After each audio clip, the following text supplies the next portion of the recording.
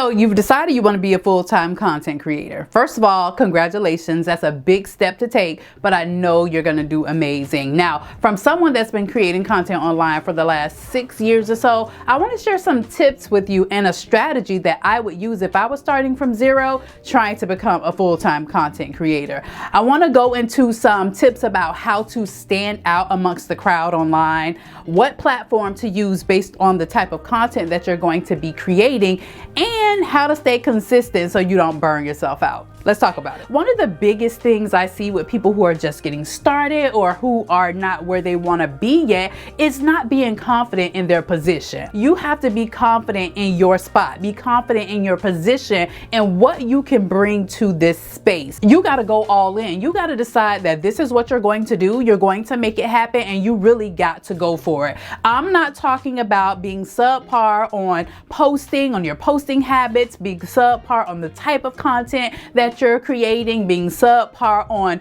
engaging with your community. You really got to go all in and do all those things. So in order for your confidence to continue to get higher and higher, you're going to see that happen through your execution and seeing those outcomes that come from that, the opportunities, the friendships, the engagement, the views, all that. You're going to see that increase as you begin to see the results that you're going to get, and then your position in this space you will feel internally has been solidified. But I want you to just come out the gate with the confidence that you need to stand 10 toes on who you are and know that that's bringing value to the marketplace, okay? Now, as a part of that, you want to make sure that you're being authentic, okay? Be authentically you. This is something that I know can be very, very hard to do when you're just starting online because you're not sure. Sometimes you don't want to ruffle feathers, or you're just scared to be who you are to all of these strangers.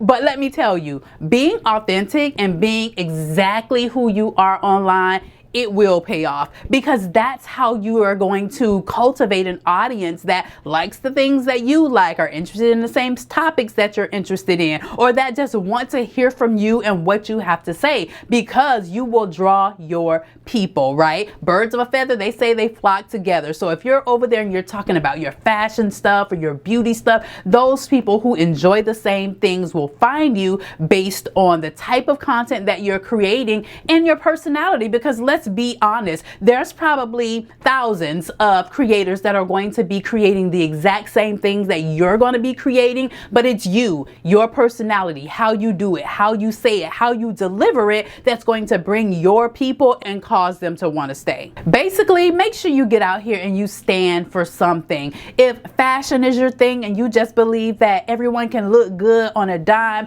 then that's your thing. Stand on it. If you're like me and you believe that every mom should have the opportunity to work from home and take care of her family and be present for them, if they choose to do that, stand on that. Have your thing that you stand on. Be authentic in it and don't be afraid to share. Okay, now our mindset is good. It's time for us to create a content plan.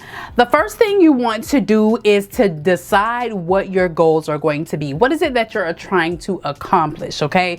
Maybe you're trying to get to your first 1,000 subscribers on YouTube so you can get monetized. That is a goal that is able to be set. You can measure that goal and you can see clearly when you reach that goal. Are you trying to make an additional $1,000 a month? You need to decide what exactly the goal is, because once you know what the goal is, you can create a plan to get there. And depending on that goal, that will determine the type of content that you would create. If you're trying to grow, you're going to create growth content. If you're trying to just engage deeper with a current audience, you're going to create content to do that. So once you determine what the goal is, you can then decide the type of content that you're going to create, how many times a week you're going to create it, and what your consistency pattern will look like from there. Then once you decide the type of content that you're going to be creating, you can choose the platform that will work best for that. So for instance, if you're trying to get a bigger reach, you're trying to have a larger reach, say you have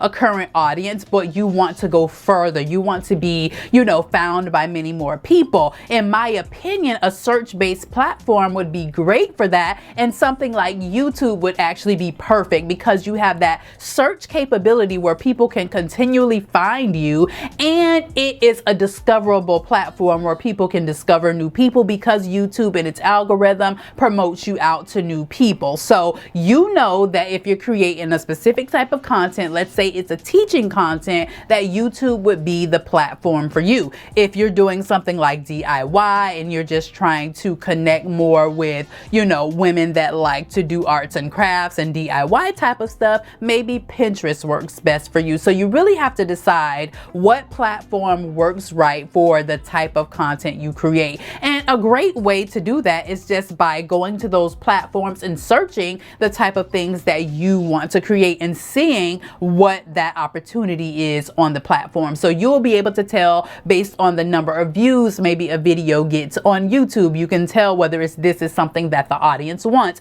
You can look in the comment section of that video. If you're going on Pinterest, you can see how many click-throughs that a pin is getting, what people are saying, and you can do those things to kind of decide if the audience that you are looking for is on that particular platform. So once you know the content, once you know the platform, then you can move on and begin your research. So one thing I learned really early on is you have to research before you record, because listen, it does not make sense to be recording a video either for YouTube, Instagram, TikTok, whatever platform you decide you want to get on before you know whether that video is going to do well or not. You want to see if it has an audience. Otherwise, you're creating content just for the sake of creating content, unless you're trying to connect with your audience deeper, and then it really doesn't matter if you get discovered and you're just trying to connect with your people. But you want to research your topics. You want to research the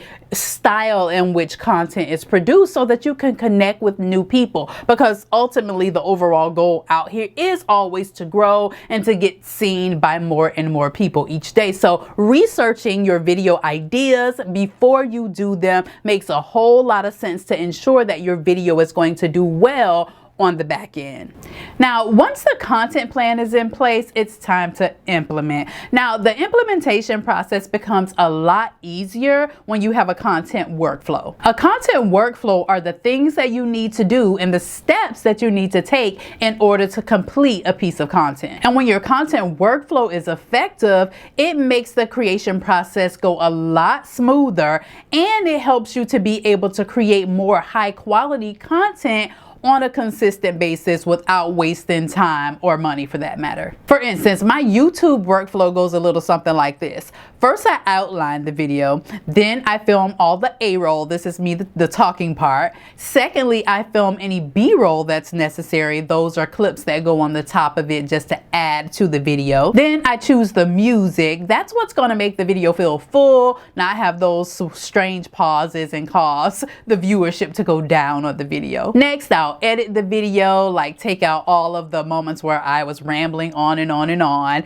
Then I'll finally create the description of that video so that I can get the right keywords and all those things inside of the description. And then finally, I'll schedule that video. Now see, working from a content workflow like this, it ensures that you're able to stay consistent so that you can increase your visibility, thus growing your creator business. And speaking of consistency, you got to do it. You have to stay consistent if you want to get out here and be successful as an online creator. And no, I'm not talking about you have to post every single day on every single platform in order to do what it is that you need to do. I mean, you need to show up in the same way on a regular basis in a way that your audience expects. And you can maintain that consistency by trying not to make those posting decisions in real time. It means having everything planned and ready to go, from what you're going to post to the hashtag. Then you can make sure that everything goes as planned at posting time by scheduling your content in advance. This will allow you to create all your content in one sitting so that you can go and live your life without having to worry about stopping and going to post your content. And scheduling platforms like Planoly makes this process seamless. This portion of the video is sponsored by Planoly. Planoly is a social media management and scheduling platform where you can create your posts for all major platforms. Some of my favorite features about Planoly is the visual planner, the content scheduling, and the analytics that allow you to manage multiple social media accounts from a single dashboard. Here's how I use it. I'm going to head over to Planoly.com and get logged into my account. Now at login, my Instagram dashboard comes up, but for the sake of this, we're going to schedule something to Pinterest. So I'm going to go ahead and go to that dashboard. Once we're there, I'm going to click on Add to Library and choose the video file that I want to go ahead and schedule. Now once that video uploads to the dashboard, we'll go ahead and click on it and begin to fill out the details of that pin. Now in the pin title, I'm going to add something that's keyword specific, and then we're going to fill out the description as best as possible as well.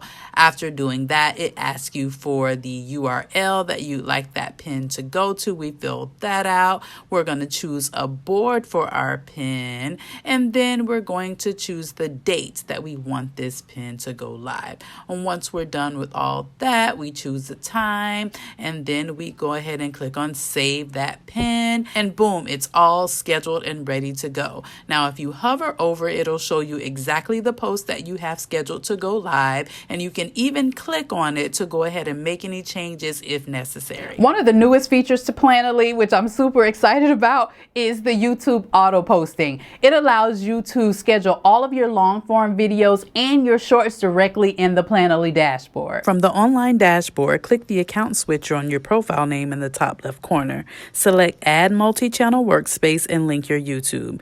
Then you can schedule your content and have it auto post to your channel. Now, the benefit of scheduling your posts inside Planoly is that you can take that same piece of content and schedule it to multiple social media platforms with the click of a button. So if you're super busy like me, that's really exciting. So let me give you an example. Say for instance, you're scheduling your YouTube shorts to auto post to YouTube. You can take that same piece of content you're getting ready to schedule and click a single button for each platform that you want it to go live on, customize the caption, add your custom hashtags for every different platform, and you can have that go live directly in your custom workspace inside of Planoly. It's posted to all of the platforms that you want it to go to, and you only posted it once. Now tell me that's not clutch. It's super efficient and simple to implement, and that's what you want to do, is to keep it simple. That makes the creation process so much easier instead of trying to do the most. Simplifying that creation process will allow you to stay more consistent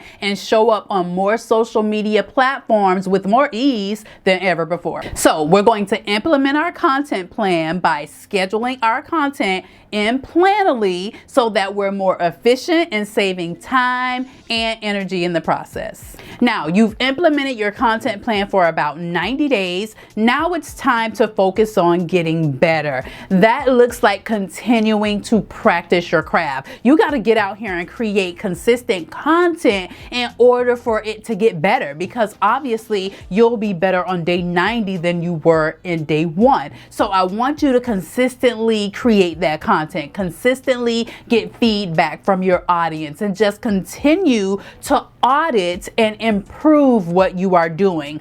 Auditing is going to look like you looking at your analytics, seeing what your audience is reacting to more, seeing what they're commenting on more, what is getting more reach, what SEO is doing the best, what terms are ranking for you. You're going to need to audit all of those different things so that you can create better content for the right people, because you will notice as you continue to grow and go on creating your content, you may think one thing is going to be the topic that people want from you. They may completely want something different. You may think you're getting out here to talk fashion, and they really want to hear about beauty from you. So when you're auditing and you're improving that content, those are the things that you're going to be looking for. Do they like your shorts better than they like your long form video? Do they like when you write on the community post over them liking you, talking to them inside of your Instagram stories? You're going to need to audit and decide what that improvement is going to be. But the bottom line is that you have to continue to commit to this process. You have to commit yourself. I say give it 1 year all in, doing all the things that you need to do, and tell yourself that you will not give up even when it seems like you are failing, because there are several days it will feel like you are failing, my love. Okay, it's not going to be peaches and cream and all gravy when you're doing this. Some days will be so silent you will think no one sees you, but they see you. They may not be commenting, but they are watching. And so it's up to you to continue to persevere throughout those moments where it doesn't feel great, because it's going to take you some of those silent moments to get to the moments where everyone is cheering you on. So you have to commit to the process and decide that this is going to be for you at least for a year, consistently doing the things that you're supposed to be doing consistently. I'm going to continue to say that because that is what's going to be needed in order to be successful as a full-time content creator. Now, once you get all of this down, you're going to want to monetize your content. If you're looking for ways that you can do that, go ahead and check out this video right here. I go in depth on ways that you can monetize your content in 2023.